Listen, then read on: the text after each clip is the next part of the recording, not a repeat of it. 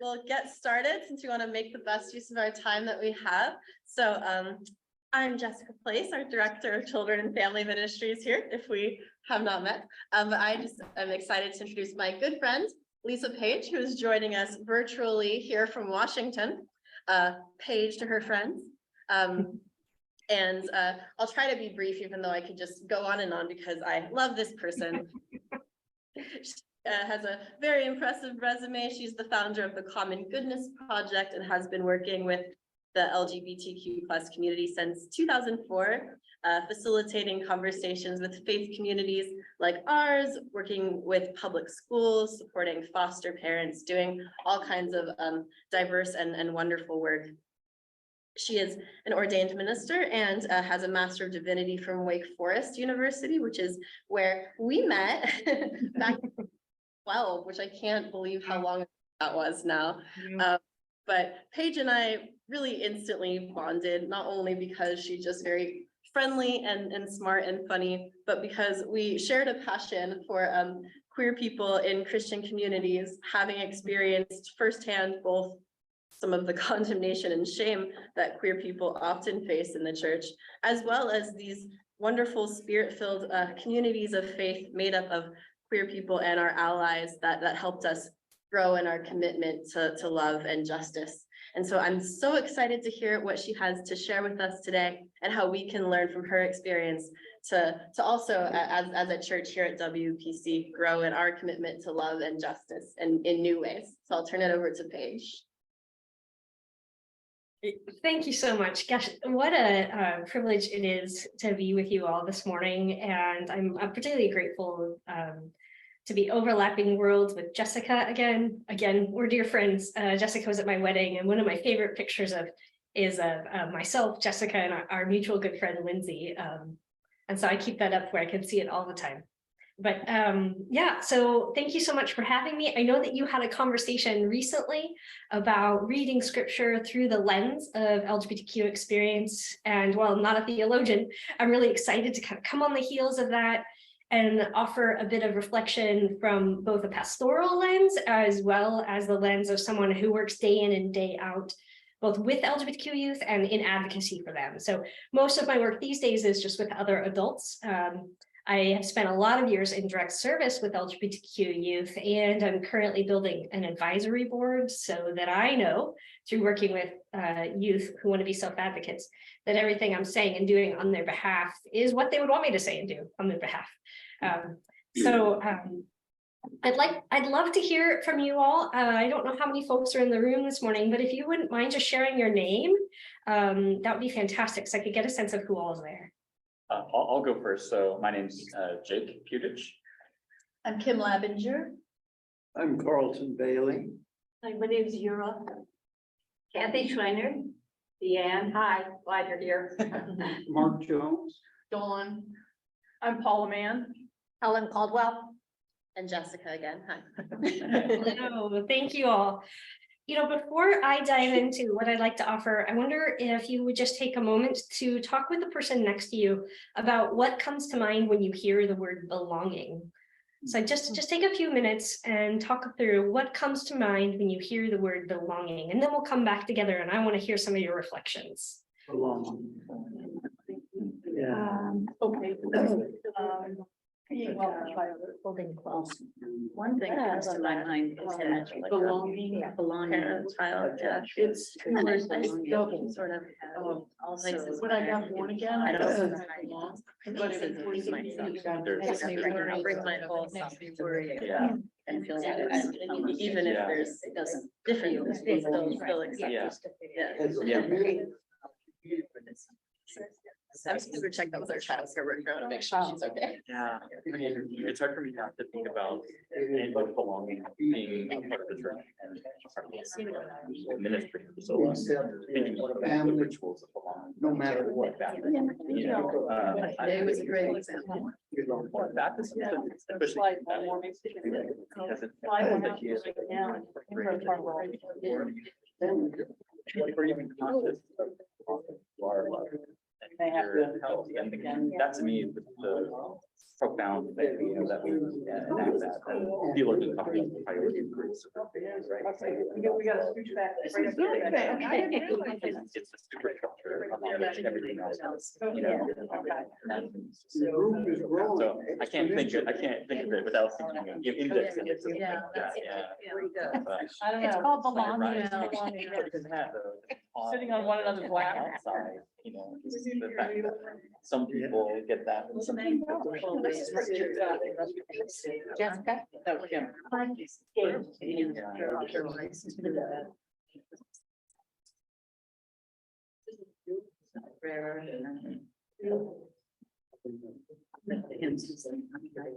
sure.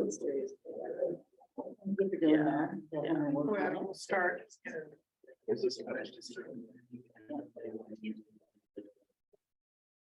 All right.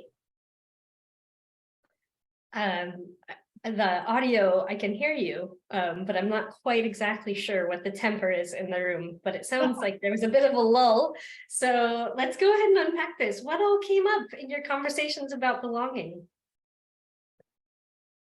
Well, I had said just initially that I can't think of it without thinking about the rituals of belonging in the church. And so I think about baptism, especially like infant baptism, this idea of, you know, you belong before you even know that you belong, before you even know there's an Wow. us to belong to, you know, like there's this sort of Yeah, priority of belonging in that. And I think that's really beautiful. And I think it's something the church should look into in more in fuller ways. interesting. Yeah, thank you. Attachment and acceptance. Attachment and acceptance. I'm taking notes here. Can Can you say more about the attachment piece? Say more about the attachment piece. That when you belong, you feel a bond. A bond. Okay. Yes. And it's, I kind of hear in that that there's like a, there's not a question about that bond, that the bond is intact, that it's strong, that it's fortified, that it's secure. Is that right? Yes, it's like all bonds, it's a two-way street. Two-way street. Okay, yeah. Great. Who else? I'll piggyback on what Carlton said about acceptance, but belonging for me has a familial aspect to it, where as in your own biological family, you don't have a choice about how or who or what your siblings do and are. And as part of the body of Christ, the same thing becomes true.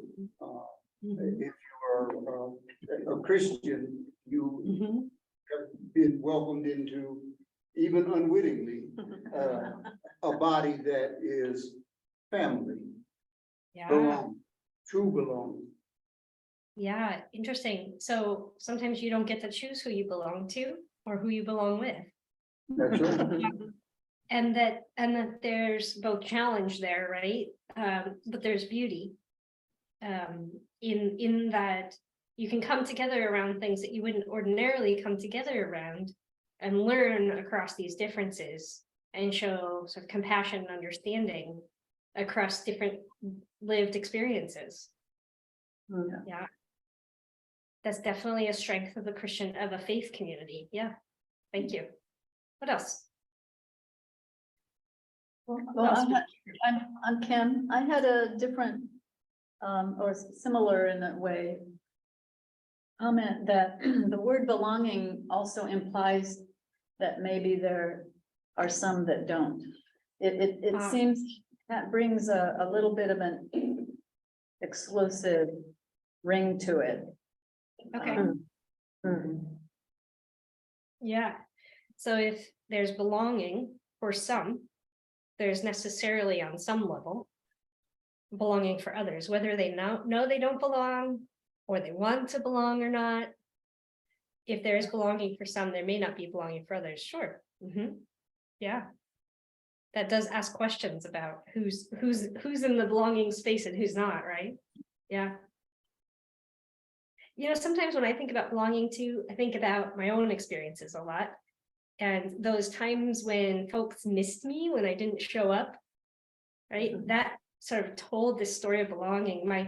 My daughter's almost 4, and when she doesn't go to school, the next time we go back to school, if she misses a day, they'll say, "Oh, Fern, her name's Fern, we missed you." And I think to myself, that's belonging. Her absence was just as potent sometimes as her presence.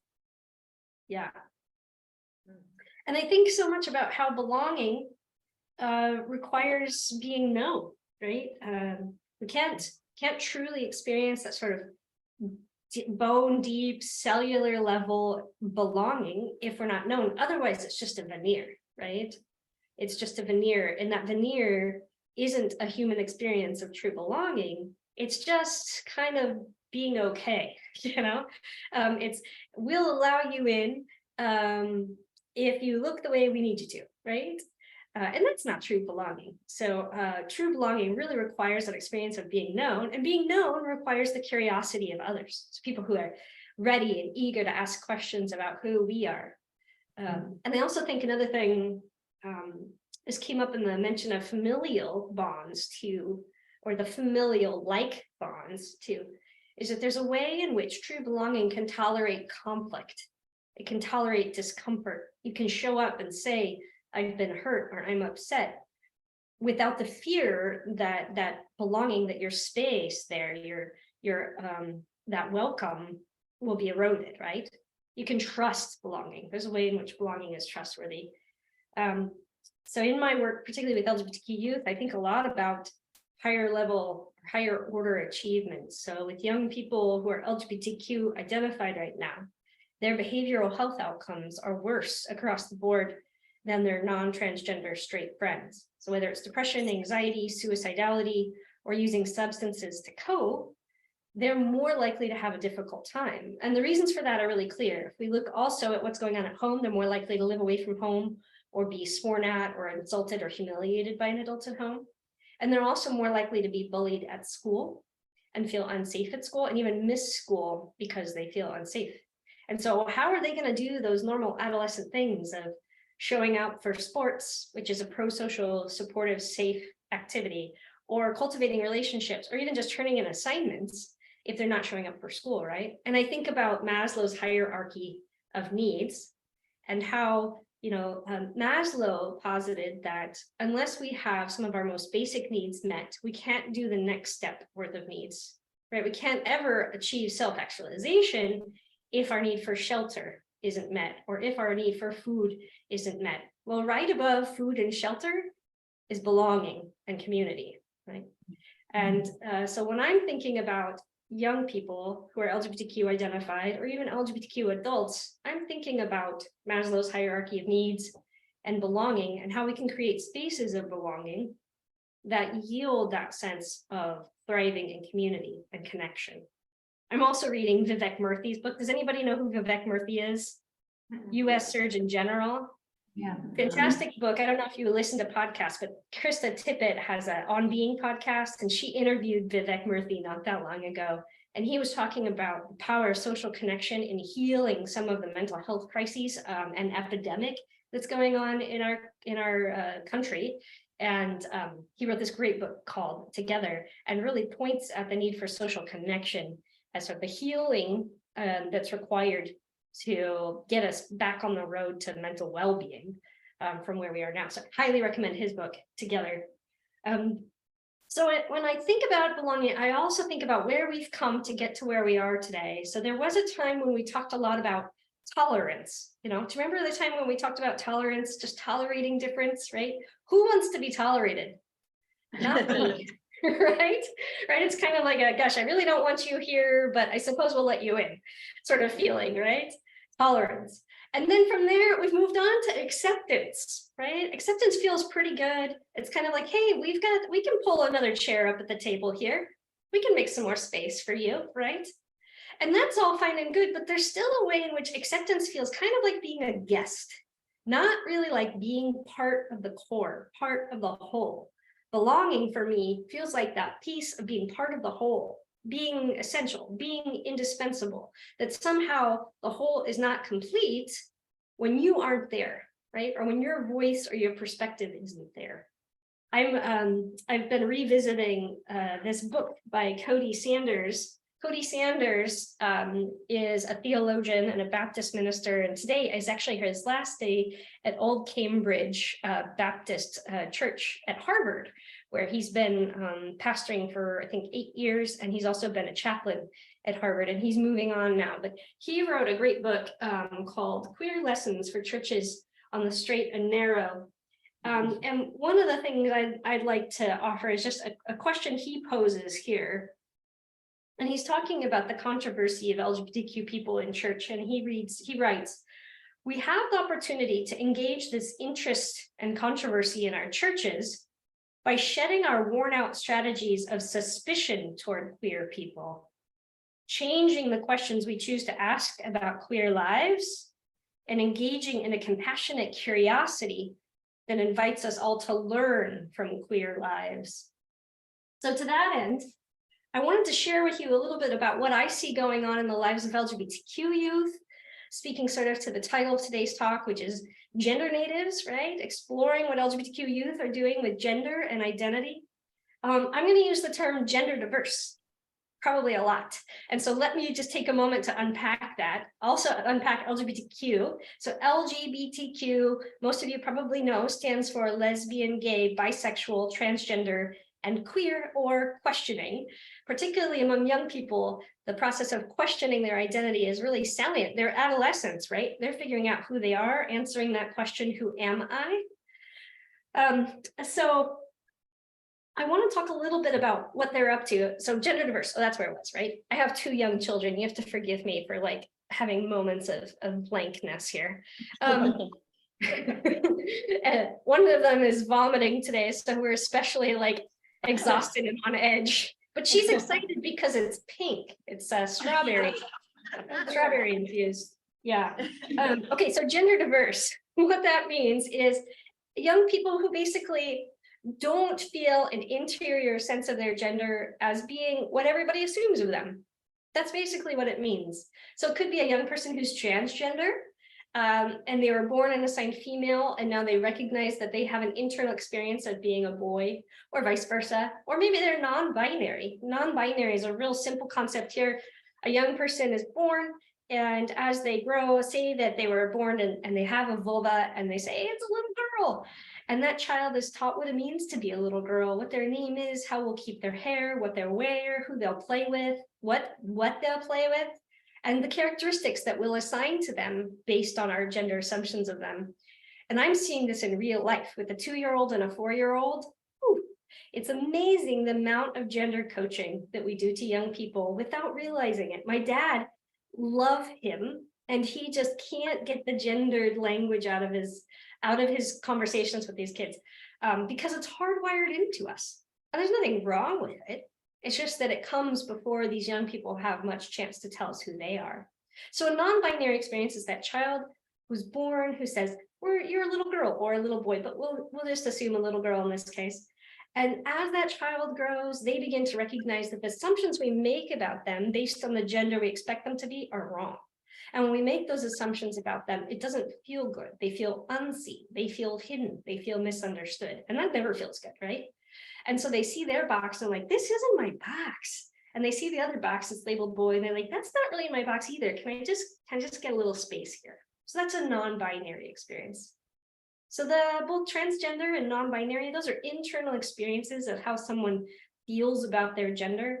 And then there's a whole bunch of other stuff too, like gender expression, just how we show ourselves to the world, right? You can look at Jessica and myself and see how we are both women, and yet we show that really differently to the world, right? So when I'm talking about gender diverse, that's what I'm talking about. So gender diverse young people, I like to start this story and frame it in the context of generational differences, right? Because how many of you think that there's just so many more gender diverse young people today? Me. I have a few hands raising around the table. Yeah, right? Yeah, sometimes when I ask, like, I've got statistics for Washington State where I'm up like 5 minutes from the Canadian border up here. statistics for Washington State, and I'll say, what percentage of gender diverse youth do you think our 10th graders represent, right? And sometimes I'll get 50%, 30%. Well, it's about 10%, which is a lot higher than it was 5 years ago or 20 years ago by a long shot, but it's not quite as high as maybe it feels based on the amount of social discourse that's happening, right? It's a ton of conversation right now about transgender youth in particular. Now let's think about this from a generational standpoint. My grandmother's 91 and a half. I started counting her halves when she turned 90. And I found out recently she didn't even wear a pair of jeans until she was in her 60s, right? So, and I never wear dresses except for my wedding day. I also, so during the pandemic, I did a family history for her. Everybody else's family history had been done, but hers hadn't. And in the process of talking this through with her, she revealed some things to me I hadn't known before. And one of the things that stood out was that she had taken accelerated classes in high school because she was pregnant with my Aunt Candy. And she knew that once she got married, her educational opportunities would come to a stop. And for her, getting that high school diploma was about the biggest achievement she could imagine. She grew up in a small town in Washington State that was largely agricultural. And she was determined to get that degree. She did get it before she got married and had my Aunt Candy. But just think about the options that were available to her based on her gender. My grandfather went to college. My grandma just gave everything she had to get that high school diploma. Then along comes my mom's generation, right? And my mom married my dad and they both went to college. But when they ran out of money and one of them needed to drop out and get a job, who do you think that was? It was my mom. Yeah, so my dad could finish his degree and build his career. And so even though she had that educational opportunity available to her, it still wasn't valued the same as my dad's education. And then along come me and my cousins. I have two other female cousins, and all three of us have gone to college and have bachelor's degrees, and some of us have masters. We all have children and we all have careers too that are valued quite equally to our spouses. And so just in terms of the gendered opportunities related to education, we can see how dramatically they change and how each generation, just over the last 3 generations, and now my daughter too, will have such different questions that they can answer about who they're going to be in the world based on these educational opportunities, right? And that's what young people are doing today. They have a different set of questions that they get to ask. Every generation, at least in our society, gets more and more opportunity to ask bigger and bigger questions about who they're going to be, because as a society, we move towards acceptance, right? We move towards progress where more and more people are included. Who knows the concept of the digital native? I need a prop. Digital native, yeah. Yeah, it's a young person who grew up with one of these in their hand, right? We recently went on a flight for the first time with our kids, and we bought a tablet so that our 4-year-old could watch movies on the airplane and not drive us bonkers. And I am still struggling with the tablet, but and now even our 2-year-old are sort of lightning speed with this thing. They can find the movies they want to watch in a heartbeat, right? That's a digital native, somebody who grew up and understands technology in a way that even me in my mid-40s, like, I don't get. And I'm pretty adept with technology, right? But it functions differently. There's a different sort of intuition for young people around technology. We know certainly social media, right? And just having one of these things in their hands has changed the way they think about how they answer questions, how they interact with one another, sort of the way that the landscape of relationship and information and media even, right, has totally changed because of this revolution. I still read the newspaper. I don't think that my 15-year-old nephew reads the newspaper anymore, right? Not the hard copy, at least. Today's young people are gender natives in the same way that they're digital natives, meaning that gender functions for them very differently than it functions for us. They experience it in an intuitive level in a different way than we do, right? They see it, they feel it, they understand it, They see angles to it that we don't. And that's not because there's anything wrong with us. It's because generations of people have created the circumstances wherein young people can access those questions and begin to ask those questions of themselves and one another, right? So I eat, sleep, and breathe trans kids. It's just the truth. And as much as I listen to them and read all the research and read all the books and think about them day and night, I recognize when I'm in conversations with them that gender is still functioning differently in them than it is in me. That there's a way in which, as much as I want to, I'm never going to quite get it the way they do. And I don't need to. I just need to accept that difference and sort of take a posture, particularly as their advocate, take a posture of humility in regards to what they're doing, the work they're doing around gender. Okay, so I want to pause. Are there any questions at this moment before I carry on? I have one that I hope simply informs what you might share from this content. Yeah. I have a daughter that is brutally honest and very clever. And we were in a discussion one day, and she tearfully and forcefully said to me, "Daddy, you don't even know your own children." And a myriad thoughts flooded my entire being, and meticulous as I am, it took me 2 years to come to the understanding, and I thought I was the worst parent in the world. But I finally came to the understanding that the reason I don't know my children is because they don't tell me. If there is something that is sensitive enough to make you feel offended or neglected, then the obligation is to tell the person that familial connection I'm talking about, that belonging where it doesn't matter who you are or how you feel or what you think in terms of what I would impose. Yeah. But I need to know. Yeah. So, I hear you. Yeah. And that must have been, that must have been a really painful thing to hear, as a parent myself, just recognizing if my child ever came to me at any age and said, "You don't know me," just the sense of loss and grief and inadequacy or maybe failure I'd feel would be tremendous.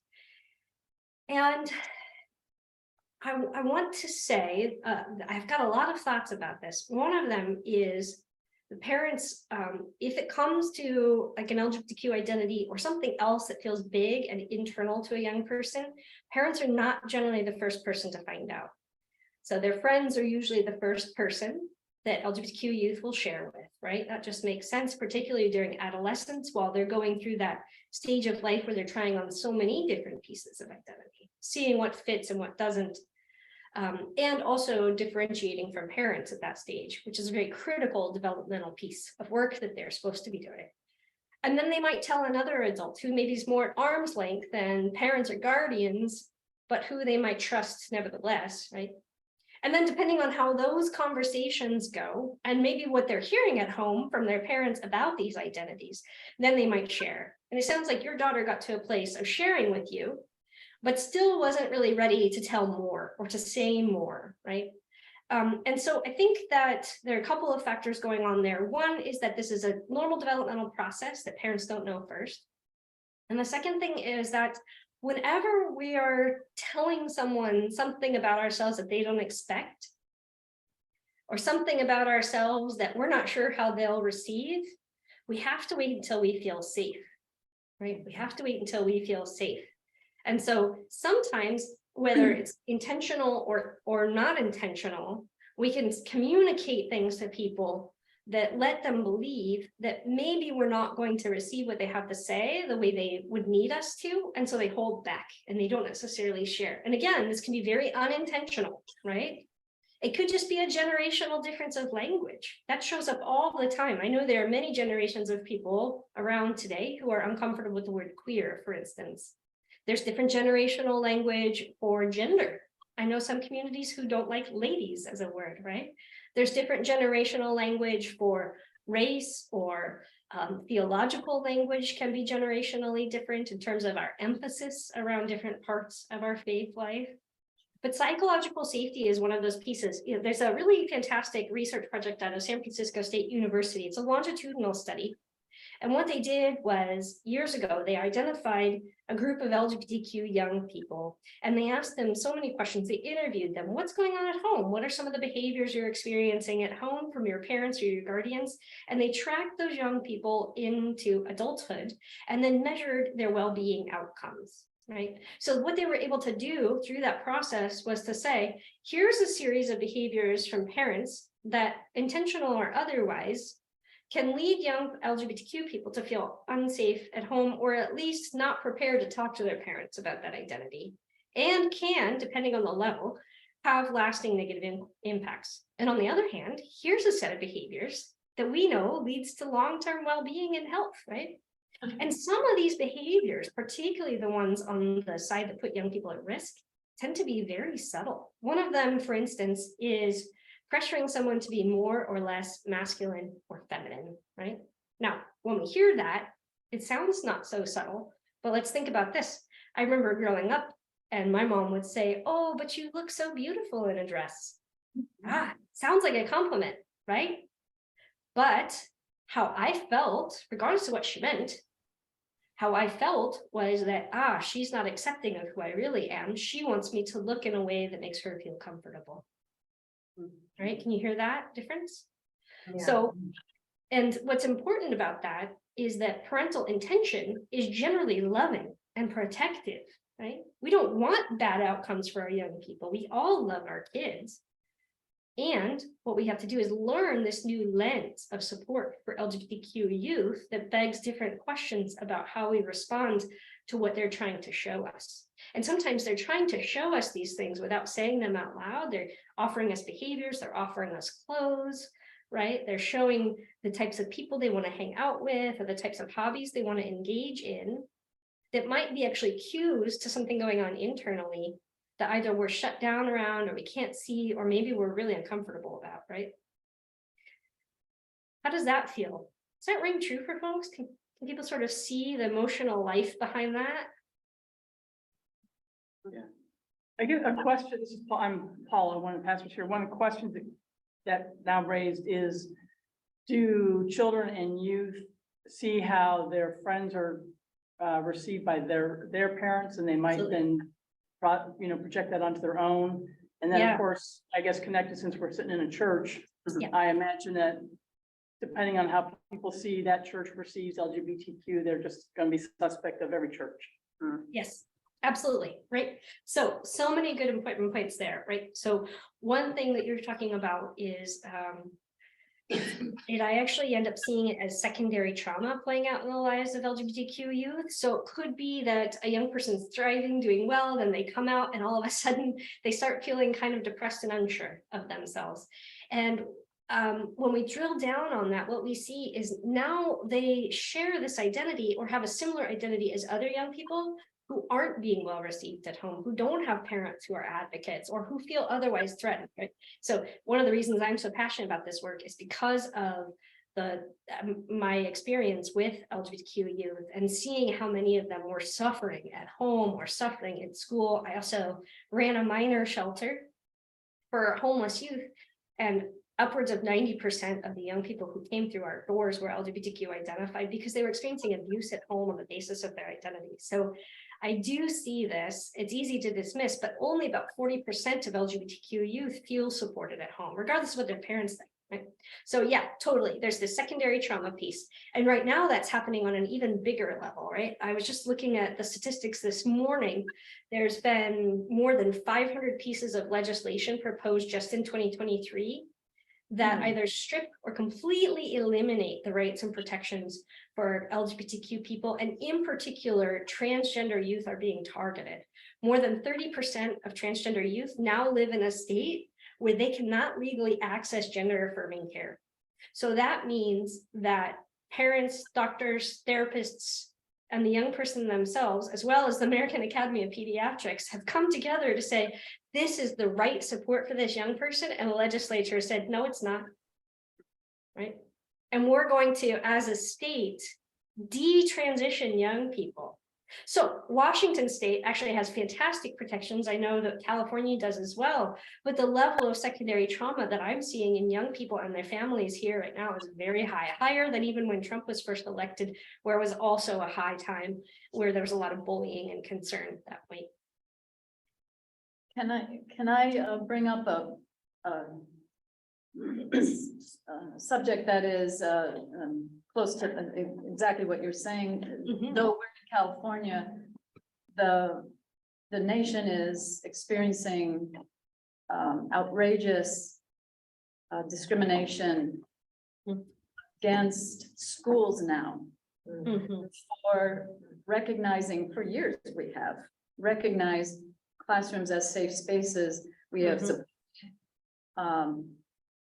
all students, but recently there is the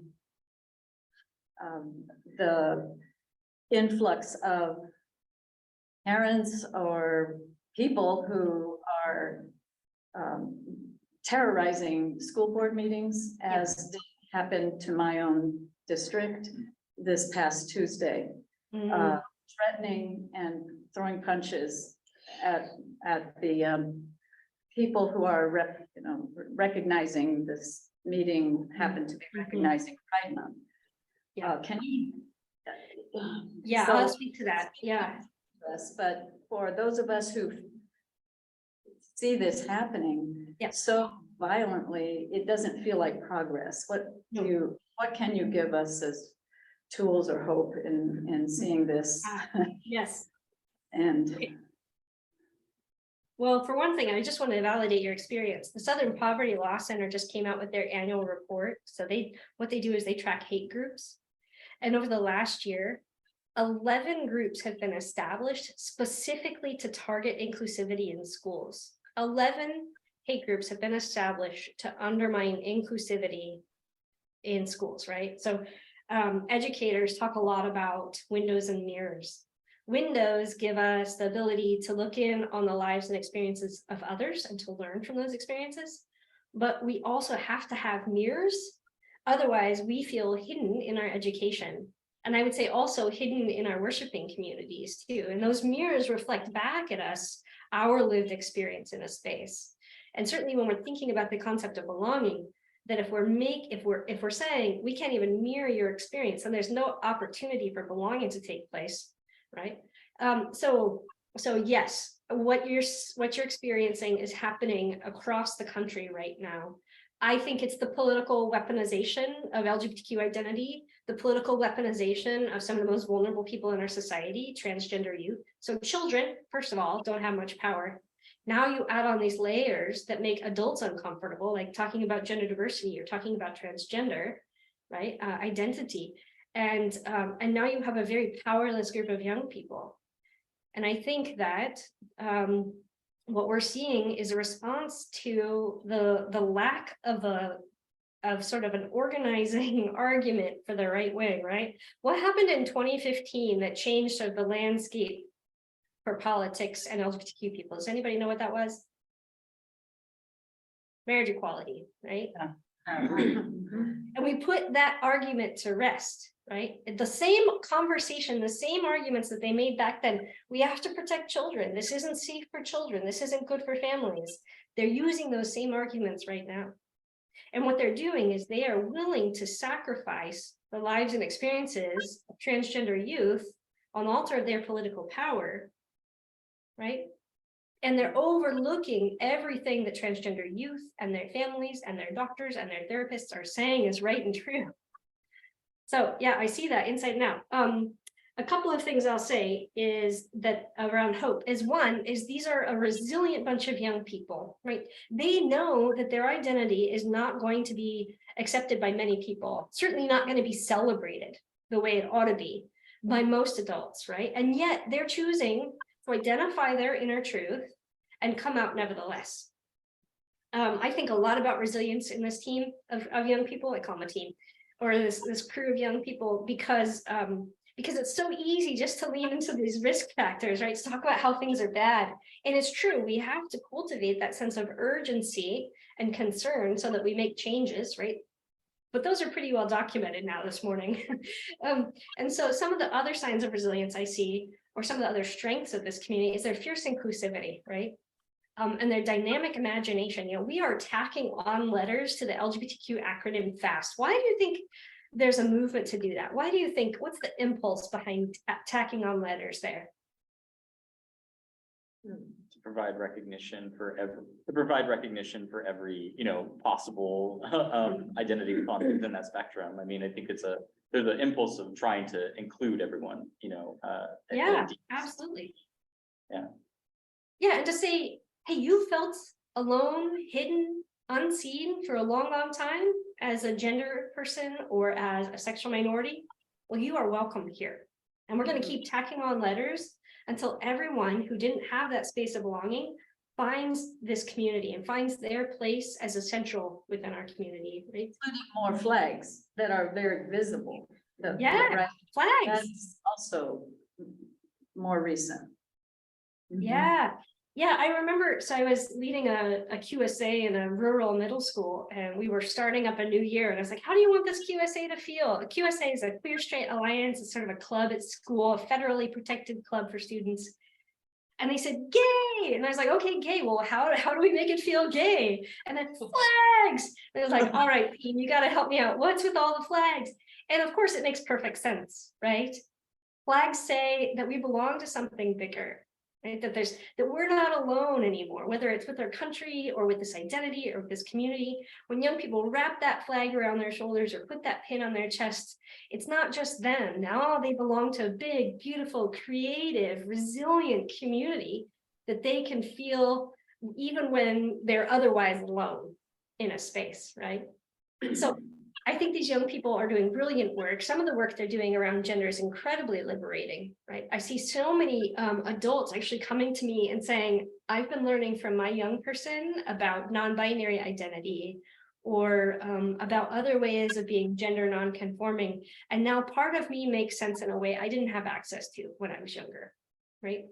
I also see a lot of work being done around the spectrum of asexuality. Asexuality is another way of saying, like, look, I'm going to remove sexual expectations from my relationships and just be able to engage as sort of two human beings, person to person, without that sort of need to wonder about sexuality. And so many young people are embracing asexual identities right now. And that's also, I'm finding, really liberating for a lot of adults who really need that freedom to engage without the expectations of sexuality. And I think, you know, the feminist in me, I'm feminist first, queer second.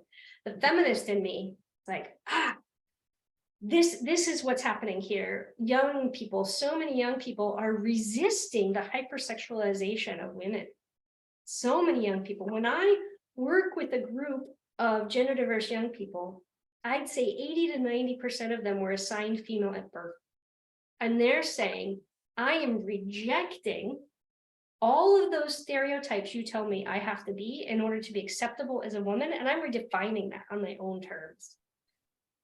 And sometimes that redefinition comes by claiming masculine power. And sometimes that definition comes by saying, you can't put me in a box, and therefore I have fewer assumptions of yours that now I have to live with. Yeah. So there's a ton of hope there. I also think that generation after generation, we're going to move towards more acceptance around these topics. Again, I think so many young people, whether they're part of the LGBTQ community or not, are experiencing, understanding, and working with gender in a way that previous generations didn't. And I also rely on this quote a lot in my work. I don't know who to attribute it to, but it goes like this. It says, first they ignore you, then they laugh at you, then they fight you, then they build monuments to you. They're fighting hard right now. This is a backlash that I think will produce its own backlash of compassion. And I really think that schools and faith communities can take a leadership role in this area. If we educate one another, and if we say, LGBTQ people, and in particular, LGBTQ young people, are essential to our wholeness. And we can step into that space of being advocates for them and demonstrating a witness that shows that these aren't somebody else's young people. This isn't some passing fad. These aren't throwaway children, but they're essential to our faith communities. These children are a reflection of Christ in our space. Yeah.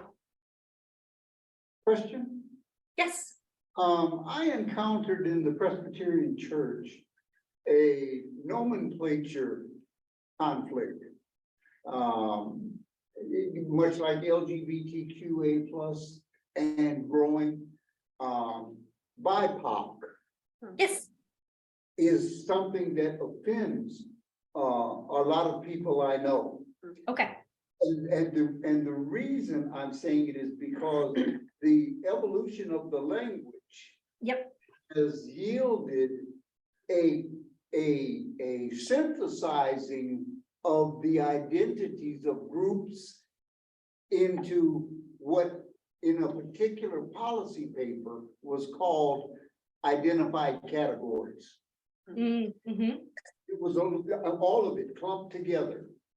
And unless you were astutely aware of what group they were talking about in a particular section of the policy, you wouldn't have a clue. I mean, what's that? How ambiguous is identified categories? Mm-hmm. This without consulting the stakeholders. Mm-hmm. Absolutely. It was never even discussed before it was presented as a recommendation for an adoption of this new language. Yeah. You address that in. Oh, yeah. Okay. This is so critical. I'm so glad you're bringing this up, right? So the language of identity is so powerful. It's so important. It's so emotional. It's so political, right? There is no one governing body that sets the standard for how we talk about race or how we talk about sexual orientation or how we talk about gender identity. What I find in these conversations about the language of identity is that we have some general understandings as a society, right? But the preferences and the ways that language is used is incredibly local. It's incredibly contextual, right? So I could talk to, I'm going to use LGBTQ identity as an example because that's what I know best. And I am not Black or brown, and so I don't want to use that like those examples. So I could talk to young people in a middle school that's 7 minutes from my house, and they will have a set of language that they use all the time with each other, right? And that they have mutual understandings around, and that they think is the most respectful, most current language. And then I can drive an hour south of here and go to a different middle school and talk to those young people, and they'll say, oh, I don't use that word. That's not respectful, right? So same moment, same general identities of young people, but incredibly local language. So what do we do? What do we do, right? This is not an impossible situation by any stretch of the imagination. The first thing is to stay curious. Hey, how did you come up with that information? How did you arrive at that language? What does it mean to you? I get what it means generally. What does it mean to you, right? Curiosity, right? Again, going back to the concept of belonging. If we're going to understand someone, if we're going to help them feel known, we have to get curious about why they're using the language they're using, and importantly, why they're not using some other language, right? And also, if we are organizing around language or organizing around policies or practices that include identities that aren't represented at the table, we're missing the mark. That old adage, nothing about us without us, incredibly important, particularly when it comes to language. So if I'm going to have a conversation about Black men and put up a policy on my website, I sure as heck better have a conversation with Black men to ensure that it's reflective of their experience and desires. And if I was to go out and talk to 50 Black men and come up with a policy, I'm not doing this, but if I was, and we all agreed on that language and I put it on my website, there would still be Black men who are uncomfortable with it on some level, right? So individual, this language of identity, so powerful. And so it really requires from us a humility, a curiosity about why we use different language. So, this comes up a lot in my work around the word queer, because different generations of people are very uncomfortable with that word. One of my dear friends, he's in his 60s, and he was very active in the gay rights movement. And when I was running a program called the Queer Youth Project, he was just very uncomfortable with it because he had been spat on and slammed into lockers while being called queer. So it's understandable, his discomfort with it. And if I didn't know that story, I would just think, oh, he's intolerant of young people today and the work they're doing around gender diversity. But I heard that story and I knew that story. And I was also able to offer back to him, this project was named by young people. This was a word that was important to them. They feel like they're reclaiming space by reimagining what this word means and redefining it on the basis of their community's values, which are inclusive and about freedom and about self-knowledge, right? About community, about belonging. Is that helpful at all? Yes. Yeah. Fantastic. I think, well, 10 years ago, when my grandson said, and he is coming out as a senior in high school, and now he just got married to his, anyhow, he said that he was gay, and I said, well, Samuel, if you ever change your mind, if you don't change your mind, would you at least donate your sperm? And because you're so marvelous, and I think these stupid things, like I did with my mom with her Alzheimer's, I'd say, oh, before I quite knew that, but I'd say, well, Mom, you remember that, you remember that, you remember that. And of course, she didn't remember that. And I just think your kids that you work with, people say to them, well, if you change your mind, then, or whatever, or this is a phase, or girls especially, it's a phase. And with boys, it's not, because with boys, it's built in them somehow in their brains. So I just think I've heard so many crazy things. Yeah. I'm 79, so maybe that's part of it too, but anyhow, I feel sorry for kids. Put up with some of this stuff. We are learning together. This is a dynamic movement, a dynamic moment in regards to gender and sexual orientation, and what young people are doing about it is really revolutionary. And I don't want to fail to make the point that we have to give ourselves grace, right? And sometimes we might have to beg for grace when we've put our foot in our mouth or done something hurtful, but we are all learning together. And if we can't give ourselves and one another grace, then we're just going to heap shame on shame, and that just shuts everything down. I always think that shame is a tool of oppression, and it just divides us. So grace on grace for all of this, right? And I'm having a moment. For the women in the room, I'm also perimenopausal. There's another subject we need to talk about, right? And brain fog and lack of sleep and how our bodies change. Oh my gosh, talk about stigma in conversation. So I'll get back to your point eventually. Jake, I see your hand. Another point I want to make to you, back from a couple questions ago, was I think it was Paula was their name, maybe. It mentioned that we're in a Christian context here in this conversation, and one of the things I want to say is that there are churches with that are very forthcoming about their space of inclusivity for LGBTQ people, but the current social dialogue generally continues to assume that Christianity and being LGBTQ are mutually exclusive. And when I reveal to people, for instance, that I'm a pastor and a person in faith, they're shocked, right? Because they still see these two things as very different.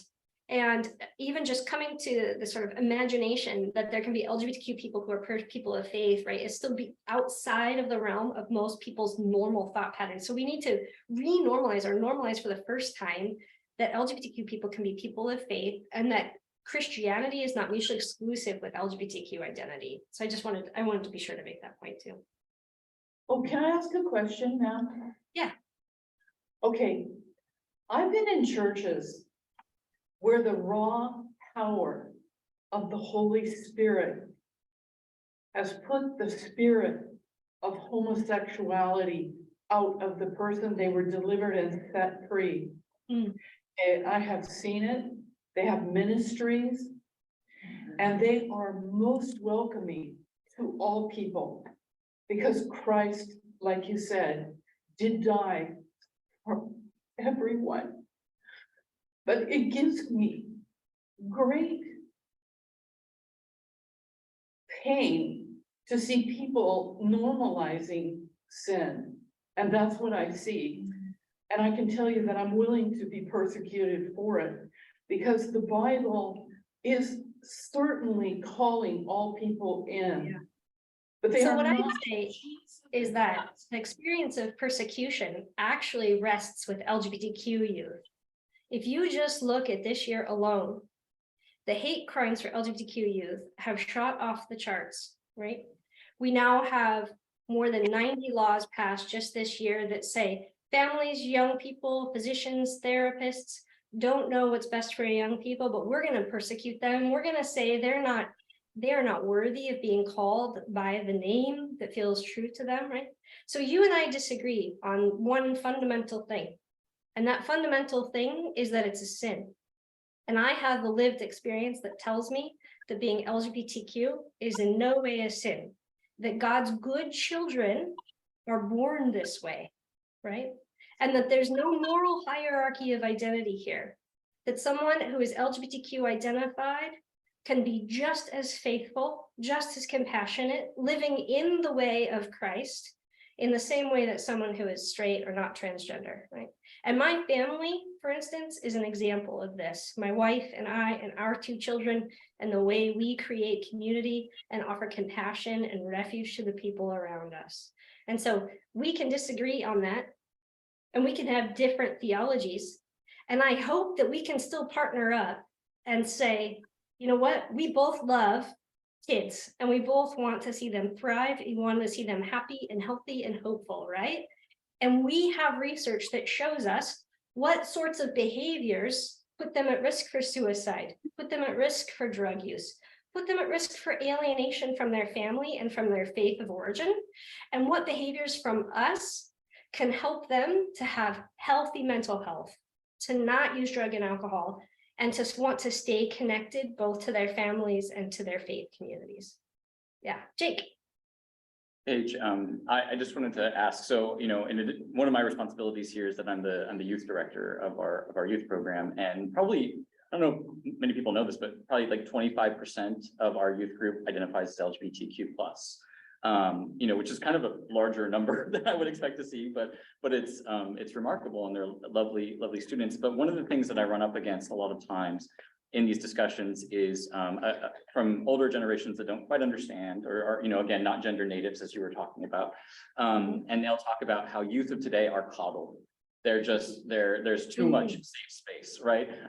They're not mature enough to make these decisions for themselves, right? How do you, as someone who works continually with LGBTQ youth, how do you respond to those kinds of arguments? Yeah, well, my gut instinct is young people are way more mature about this stuff than adults. When it comes to LGBTQ identity, adults are uncomfortable, right? They hear gender identity, they even hear sexual orientation. The first thing adults think about is sex. I'm not joking when I think that their mind goes to that guy on the pride float in his underpants, right? But that's not what young people are doing. Young people are saying, who am I on the inside? Who am I as a gender?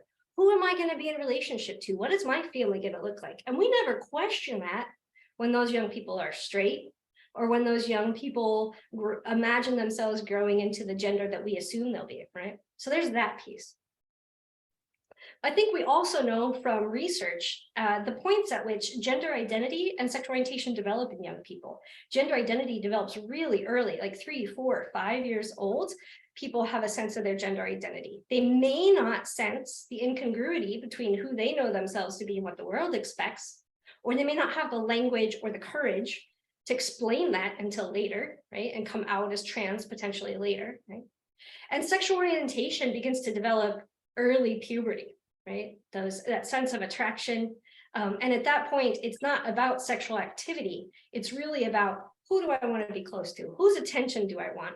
When I show up in a room, who do I want other people to expect is going to be with me, right? That draw. And more, I'm getting calls from elementary school saying, I've got a third grader who wonders if they're bisexual. What's that about? They're pre-sexual. Well, yeah, sure. Because they're not wondering about sex. They're wondering about what their family's going to look like. And they can see families like mine, and they can see 2 dad families, and they can see 1 aunt families and 1 mom or 1 dad families. And in the same way, we never challenge a child who is 5 and wants to grow up and marry a prince. Like, we shouldn't be challenging this third grader who wonders what her family will look like, right? So there's that. So we know that developmentally asking these questions and having the language to describe them is actually a strength of young people, right? So they have the ability to know themselves now. The other piece is that it never hurts to meet a young person where they're at right now. That's never harmful. It's never hurtful to say, I see you. I take you seriously when you tell me who you are today. And you know what? I'm a lot older than you, and I'm still figuring myself out. So if that ever changed, you can come and tell me, right? It never hurts to take them seriously where they all are today. What's hurtful is when we don't take them seriously. When we say, you can't possibly know that about yourself, right? Or you're too young to know that, or just wait till you grow up and you know what I know, right? That breaks relationship. That tells them they can't trust you with other things, right? And they're not going to come back to you when they have other big questions about life, generally speaking. So that breaks that trusted adult relationship that we know young people need and that we all want to be for young people. Yeah. Is it? Oh, I just wanted to address the question of hate for a moment. I was in college and I had a fraternity brother who was homophobic. He just went off on the word queer. It was pretty brutal. And all of a sudden it occurred to me that he was fighting those very same tendencies in himself. Yeah. And that caused this anger and this hate. Mm-hmm. And ever after, I've always been suspicious of those people who protested too much. Mm-hmm. Yeah, you know, that's part of my own story. I can't say hate, but certainly suspicion. You know, when I grew up evangelical. I like to joke that growing up, the Holy Trinity in my family was God, Ronald Reagan, and Rush Limbaugh. So that just gives you some hints about the environment I grew up in, right? And so when I felt that when this truth sort of became undeniable, but I was fighting it, like I turned to that, like this sort of hypervigilance against, you know, being gay at the time, until I feel like the word of God spoke into my life, and it was just as plain as day. You don't have to be ashamed anymore. And that was where I started. And it took me a long time to get comfortable with my identity and to know what it would look like for my life. But that's where it started. Yeah. Jake, is there time for Jake?